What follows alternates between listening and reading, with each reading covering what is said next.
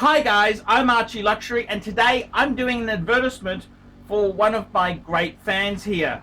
I want to promote KK Design, which is a San Diego based interior designer who specializes in full service residential and boutique style commercial spaces from start to finish. New sofa, new kitchen, new house, or you just need some ideas or a second set of eyes? No problem. Work can be done via Skype, FaceTime, email, text, phone calls, or in person, depending on the size of the project. Restrooms and Rolex! Organise and living rooms, Pateks and pantries. She does it all. Is your house ready for your new timepiece? Follow her on Instagram at KATEK_INSPO. That's on Instagram at KATEK_INSPO. Reach her and check out her work at www.katek.design. Kate K all the way. Kate K all the way. Kate K all the way. Thank you very much. Please check her brilliant design out. Hey guys, ArchieLuxury channel.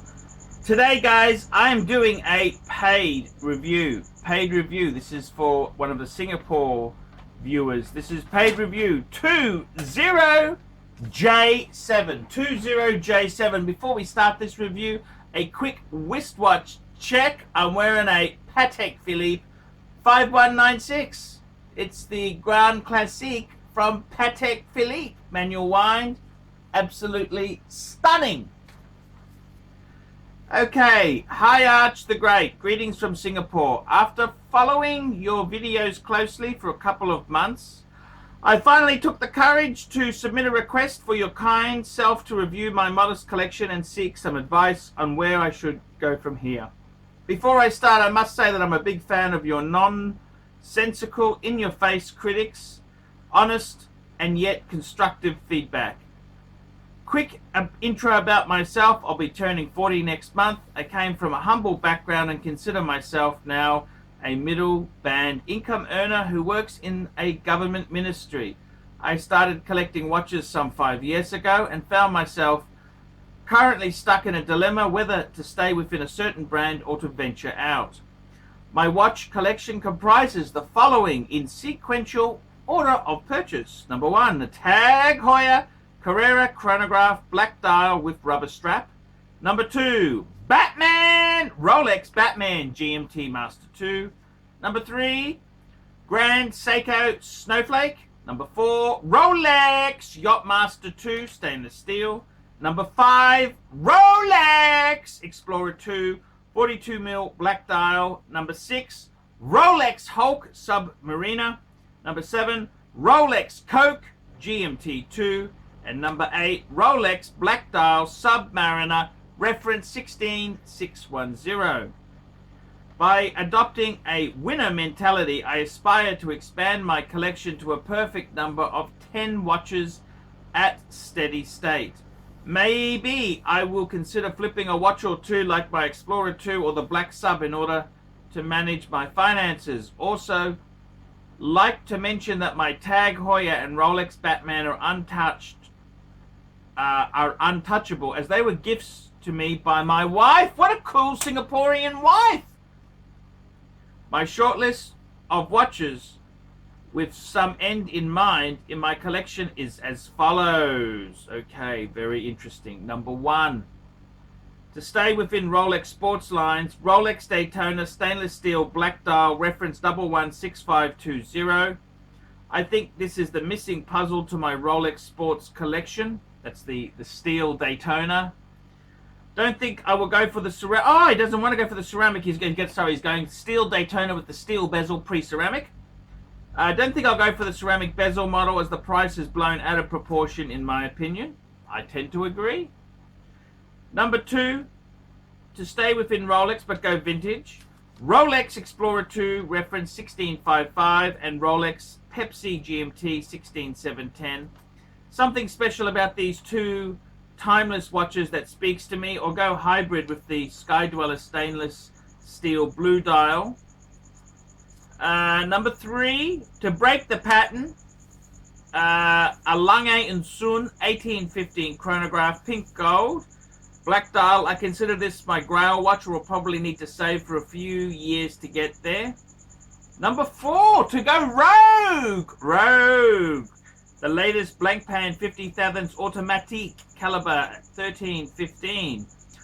Or an Audemars Piguet Royal Oak Offshore Panda with no good reason, but just to have fun. Apologies for going over the place with regards to my list. Like to seek your advice as to construct a perfect 10 meal based on the above mentioned. Thanks in advance and keep up the fantastic work. Happy New Year, and here's wishing you a great year ahead, Archie. Best regards, D. P.S. Keep my name anonymous. Thank you. Okie dokie. D. Thank you. I gotta say, man, this is a very interesting collection. I really do. I got a vibe, man. I got a vibe for this collection. I do like it, and I want to thank you for coming to me seeking the advice. And I always like to have the advice to sort of. I like it when somebody hasn't gone out and done the thing yet. Now, I got to tell you, man, looking at your collection, fuck, it looks amazing. It looks fucking beautiful, okay? And I even, let me say this to you, I even Stephen, like the Tag Heuer, because that was your horological journey. And nothing wrong. The thing about Tag Heuer is, look, that was a stepping stone. Tag Heuer is a quality Swiss watch. Yes, it's not a Patek or a Rolex, but it's a start into this great hobby. So it's not rubbish. It's not a rubbish watch. Okay, so I certainly do see that. So well done. I do like it how you've got a few little offsides there. You've got the Tag Heuer. And you got the Grand Seiko Snowflake. Grand Seiko Snowflake is a legendary watch. I love the whole story of it, how there were two different Seiko teams and they designed the dial like snow. It's fucking cool. If anyone, that's just such a cool story. Your collection itself, I think you've got a beautiful 8-piece collection. How many do you need? Now, I noticed you got an 8-piece combo meal deal Buster box. The watch box is 8. So what that means is you would have one on your wrist plus one on a winder. 10-piece combo meal deal, hunger buster. Now, what do I recommend? What would I recommend? I gotta tell you, okay, so we're gonna look into these different branches off here. We'll look into that soon, but I wanted to say to you, I have strong feelings that, okay, the Tag Heuer was the first, your wife gave it to you. Fuck, so many Singapore, they call Singapore wives dragon wife. So many Singapore dragon wives wouldn't fucking give you nothing, man. You got a wife who helps you in the watches. Fuck. So you've got two watches outside of Rolex. You got the Tag Heuer and you got the Grand Seiko. I'd be adding one more. Okay, Omega Speedmaster, man on the fucking moon. House of Light Glass, manual wind. That's what I would definitely get one. Just get the standard one. Get it from Joma's shop. Just hunt around. You'll get a good deal on Omega, okay? And, just haggle like a bitch. Now, okay, so that gives us 9 pieces. 9-piece combo deal, hunger buster. Now, okay, let's have a look here. I gotta tell you the truth there. I quite like what I see, okay? And I gotta be honest with you. You're a government official. You're a nice guy. Unless you have a bit of cunt in you, I wouldn't be selling watches. Singapore watch dealers, they are nasty sons of bitches, okay? Very, very nasty. So they will fucking eat you for breakfast, okay? So having a look at your collection, how do I feel about it? What do I feel about it? I got to tell you, okay, so you've already told me that the Tag Heuer and the Batman are keepers. Okay, I wouldn't sell them anyhow. You said that was your first watch. Okay, so my honest view is this. I'm just having a look at this collection here. My honest view is, I would say, the Rolex Explorer 2 42 mil, don't fucking sell it. I love it. It's beautiful. I think in the 42 it works better with a black dial with the orange hand. Looks like the original 1655. Don't fucking sell it. You got the Yachtmaster 2 in steel. That's a fucking big watch. It's a beautiful watch. I've never been a fan of it, but looking at it in this box here, I think, fuck, it looks beautiful. Yes, it's a nice watch. Expensive, very expensive. Don't sell that. Don't sell the Batman. Don't sell the Grand Seiko. The Grand Seiko is, I think it's just such a cool story, man. You're Asian. Fucking keep the Grand Seiko. The Heuer, I would keep the Heuer. It's an automatic chronograph. Fuck, how can you go wrong with that? It's just a nice casual. It's on rubber. It's cool. Now I wouldn't sell anything. So those 1, 2, 3, 4, 5 pieces, no, do not sell. Then we've got the Coke, the Rolex the Rolex GMT Master 2, the Coke, and that's a tritium dial. Fuck, tritium. I wouldn't be selling that. I reckon that's cool. Then we got the Hulk. Man, don't sell the fucking Hulk, man. Hulks are fucking hot commodity items. You got the Hulk and the Batman. Fuck, lucky boy.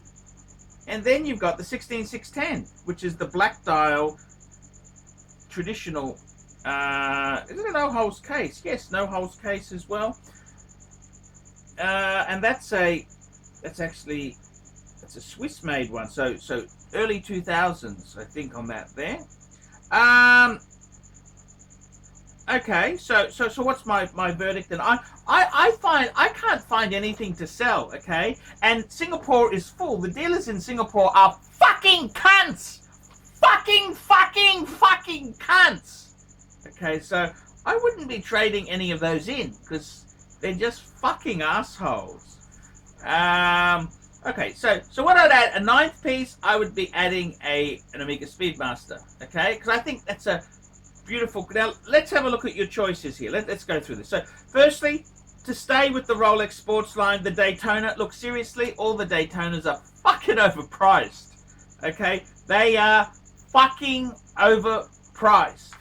I got the two-tone with the Maserati blue dial, which was a little bit unique, and they were soft, but they've kind of bolted. They're now expensive, so they're not really good value. I don't think there's any Daytonas that are really good value. Yeah, a Zenith two-tone is probably about the best value in that space, but all of them have got stretched bracelets. They're getting a bit long in the tooth. I think if you were going to go Daytona, 6116520, yes, that could be. That's the non-Zenith pre-ceramic, maybe, but I think that horse has bolted, so I would say no. And it's not that fucking exciting. It's not really that exciting.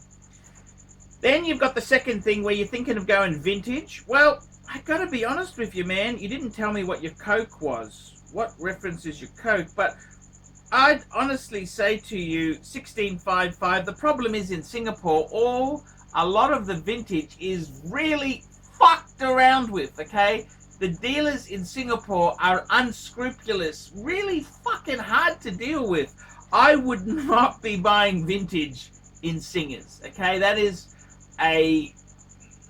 I just wouldn't. It's a minefield. Vintage is a fucking minefield. Okay, so I personally would say no, don't do that. 1655, that's the orange hand Explorer 2. Man, I know of, it's so hard. I think vintage, Singapore is, it's like dealing with it. It's not much better than dealing with Italian dealers. They're cunts. They're fucking cunts. what's genuine, what's not. They've got so many fake bits. That's what would worry me, okay? And the worst car, I know a dealer, I'm not going to name who, but he basically, you know, I got to be completely honest with you. They get a 1970s Rolex date. They get an aftermarket case. They put the movement in, so it is a Rolex movement. They doctor it. They add bits to make it a GMT hand, and it's completely fucking aftermarket.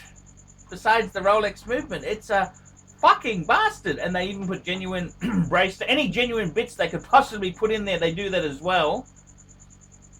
Believe you me, be very fucking careful with vintage. I wouldn't go down that path in Singers. It's just it's so much risk. And if you do get it right, they're always just fucking cunts. So I wouldn't do that. Break the pattern, a Lange and Sun 1815 chronograph. Now look, let me explain this to you, okay? Because I like to be honest, okay? There's no point lying. You're a government official, so you're earning a modest, reasonable salary, okay? Let's just say that, okay? An 1815 chronograph is fucking expensive. Even second-hand, they are fucking expensive. They're beyond my pay scope. Okay, I got 5 Pateks. Now, I think myself, if you want a Lange, hey, I get the Lange love. I would be going in a Lange. I would go for a Lange 1, okay? I reckon that is a very good bang per buck. The other thing I would look at is maybe an 1815, just a normal, like a Calatrava, you know, just a very simple. And also you could look at the Saxonia. I'd look at a Saxonia. I think the Saxonia, that's what I'd be looking. A Lange, okay, that's like me saying to you, let me say this to you, okay? That's like the Lange 1815 chronograph. It's like me saying I always wanted a Mercedes-Benz. You say, oh, that's good, okay. We're talking in Australia, not Singapore prices, because fuck me dead. 200,000 for a fucking GLA 180? Fuck me dead. So we're talking, I always wanted a Mercedes-Benz. Oh, okay. And then I say, okay, well, maybe Archie, if you worked a bit, you bought a 4 or 5 year old, you could get a C200 Mercedes-Benz. In Australia, I can buy that in Australia for about 35,000 Sing, okay? But nah, it's got to be an S-Class. You think, Archie, fucking smell the roses, man. Wake up. You may be able to get a second-hand C-Class, but you ain't gonna fucking get a brand new fucking S-Class, okay? Okay, that's the problem. The 1815 chronograph, come on, man. They are big money, and they're beautiful watch. They're fucking amazing, but come on, man. I can't recommend that. You're a fucking government employee. Know your fucking place. Okay, I'm just trying to be honest with you, okay? That's as ridiculous as me saying I want to buy a McLaren. Okay? It's just fucking wake up. So I don't mind you getting a Lange. I'd buy a second-hand Lange 1, second-hand Lange 1815, a second-hand Lange Saxonia. It's some beautiful pieces. But come on, man, to say it's got to be a 1815 chronograph, pink gold. Well, fuck me dead, man. Beggars can't be fucking choosers unless you're on the take, unless you're as dodgy as those cunts in fucking Malaysia, the 1MBD fucking scandal. The Prime Minister stole 700 fucking million US dollars from the Sovereign Wealth Fund. Unless you're in the similar racket, man, you ain't gonna get a fucking 1815 chronograph in pink gold. Man, beggars like me, when I got Pateks, it's whatever the fuck was available at a good deal, man. I would have liked a pink gold one too, but it came up as a yellow gold. The guy, you gotta be fucking flexible when you're. Come on, man. Me and you are down at the bottom of the totem pole, okay? We're more down instead of up, okay? Okay. So just want to be frank and honest with you. Go rogue. Fuck. Stay away from fucking Blancpain, man. Blancpain. Oh, a lot of snobbery. Yeah, you get the invite to the boutique. They're a bunch of fucking pretentious fucking wankers. I mean, years ago, they used to use fucking ETA or Valjoux movements in them. That's all they were. The Blancpain was never that They're not Patek. They'd make you think they were Patek with how pomp and ceremony they have. They're not that fucking good, okay? Go rogue. The Royal Oak offshore Panda. There's actually some good buys on pre-owned Royal Oak offshores. Yes. The thing is, they're a fucking bitch to service. They are a fucking bitch to service. An absolute fucking bitch to service. Yeah, that's kind of my thinking there. So, to answer your question there, I would be very reluctant. I would be reluctant to sell anything. You want to maybe consider, well, you want to build 10. You may be considering flipping a watch or two like the Explorer 2 or the Black Sub. No, just keep it. You bought them, just keep them. Dealers are cunt. Singapore, they're just fucking assholes. I seriously would say to you, get yourself an Omega Speedmaster Man on the fucking moon. Okay, nice, affordable. That's a fucking amazing watch. Okay, and I would get myself, you know what I would do, seriously? Okay, I've mentioned Lange, I've mentioned a few brands. What about a fucking Patek 5196? Okay, this is considered the most beautiful Calatrava, just simple. I've got the yellow gold, just one gold dress. Now, you could go Lange if you wanted to, but isn't Patek what all serious watch people aspire? Wouldn't it be just cool to have a 5-1? Just one. You don't need a date on it. Just manual wind. Wear it for special occasions. And when you got your lovely fucking wife there, I mean, most Singapore fucking bitches, they don't buy their husbands nothing. They're nasty fucking bitches. They are really fucking nasty. So you've got to take her out to a restaurant, you wear 519. Man, Singapore's very pretentious. They're pretentious people, okay? Get a 5196, okay? Okay, get a 519. You could get a Lange, but fuck it, get the fucking Patek. If you really wanted to be discreet, get a 5196. Get it in white gold, okay? Because all your metals, I think all your metals are steel. Yeah, I get a fucking white gold one, okay? Get a white gold, all white metals. You're done and dusted. Have a Patek Philippe. You get the big fuck off box, and it's always cool to have a Patek, okay? You don't need 10 of them. Well, I'm trying to build 10 myself. But you know what I'm saying, man? It's just a cool little collection to have. Get an Omega Speedmaster. And you know what? The Patek, you're going to get that cheaper than a fucking Daytona. You get the Patek, same price as, you know, maybe the vintage Rolex. But they're all cunts. All the dealers, the fucking hell, man. It's a minefield. I wouldn't be treading there. Get a nice, usable Patek Calatrava 5196 white gold. Man, you fucking can use it. It's beautiful. It's classy. It's a Patek. How could you not fucking love that? It's going to give you more kudos than having a Daytona. Every fucking Singaporean, you know, they all want Daytona. I get it. But be an individual. Get a fucking Patek. You know, believe you me, you'll get more pussy. You will get more pussy from this beautiful Singaporean wife you've got there. Fuck, man, you're a lucky man. A lot of Singaporean, they're nasty bitches. They don't fucking buy their man nothing. They're fucking nasty. So be grateful, be happy, and I seriously think myself, get a Patek. Get a Patek. That's what I'd be doing. So there we go. It's a good review. Tell me what you think, guys. Like, subscribe, tell your fuckwit friends, and don't be afraid to put some nasty comments below. Remember, $50 US paid review. I'll review your collection. I'll tell you what I think, and I'll give you some advice. Okay, $50 US paid reviews keep me full-time on YouTube because men cannot survive on Google ads. Okay, guys, until next time, ciao fuckaroonies. David SW. Who does ArchieLuxury recommend is the greatest grey market dealer in America? There's only one choice, David SW. That's right, guys. I've got to tell you the honest truth.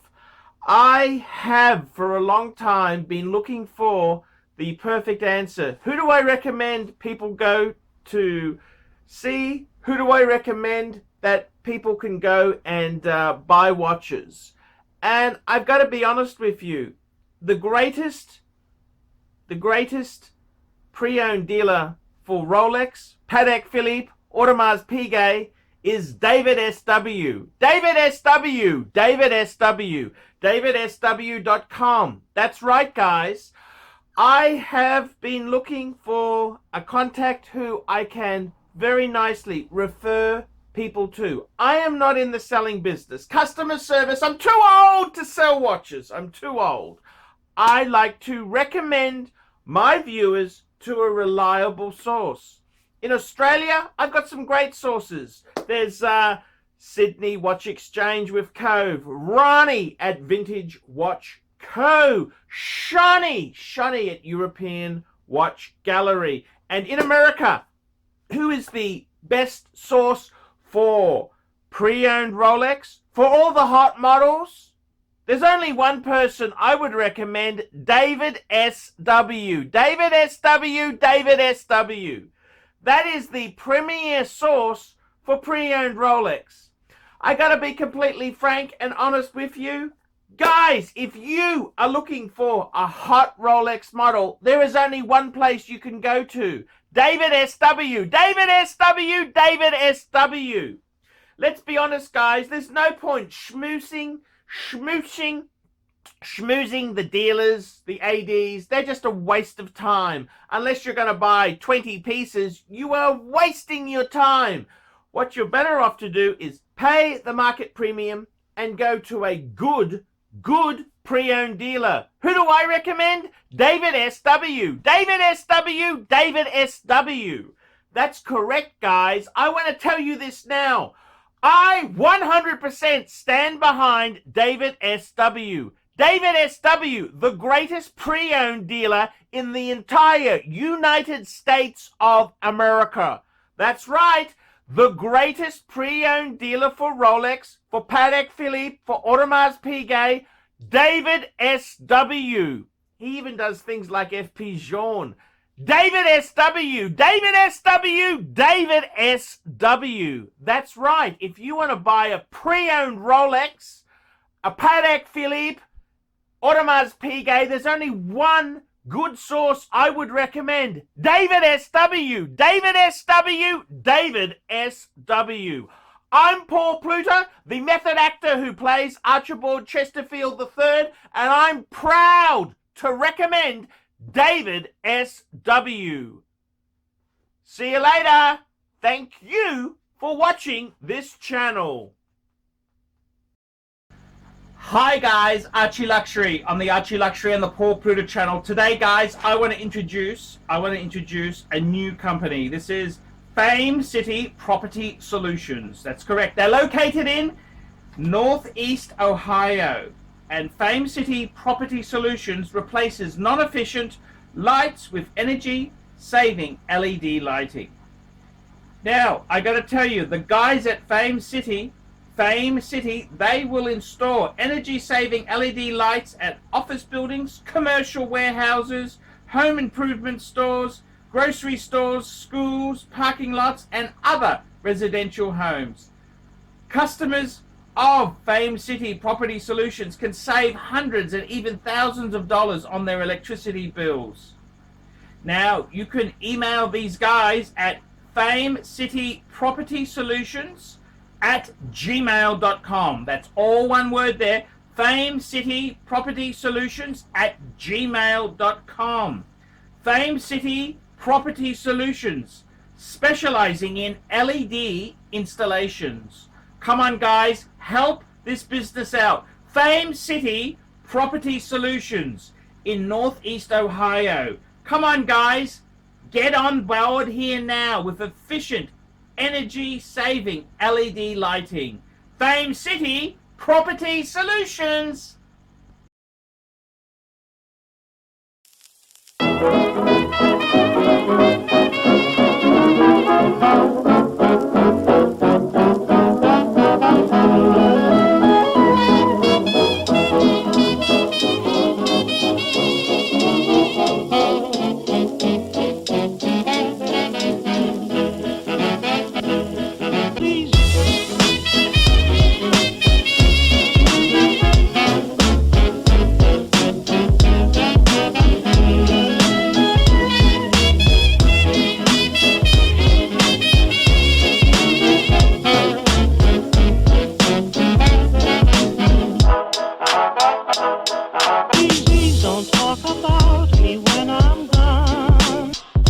honey, though our friendship's